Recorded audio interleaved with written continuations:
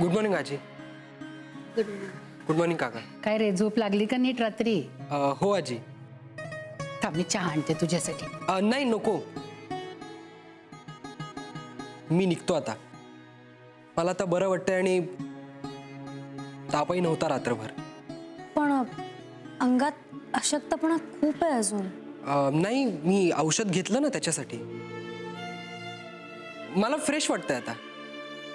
अरे 1-2 दिवसात तू नीट पूर्ण बरा होशील आणि मग जा ना. संकोच करू नको असा. मी पण त्याला काल तेच सांगितलं होतं. नाही, मला निघायला हवं. आधीच खूप केलंय तुम्ही माझ्यासाठी. हल्ली कोणी करत नाही कोणासाठी असं, आणि ते पण माझ्यासारख्या मुलासाठी. मी निघतो आता.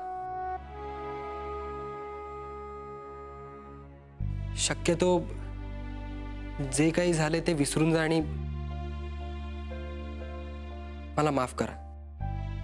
अरे जे काही झालं ना ते गेलं, गंगेला मिळालं. तू आता तुझ्या अभ्यासाकडे लक्ष दे नीट. हो आजी, तेच करणार आहे मी. परीक्षा आलीच आहे आणि चांगला अभ्यास करून छान पास व्हायचंय मला. आता परत आपली भेट होणार नाही, कारण परीक्षा झाल्यावर मी देवसाखरेला जाईन आणि मग माझं लग्नच आहे.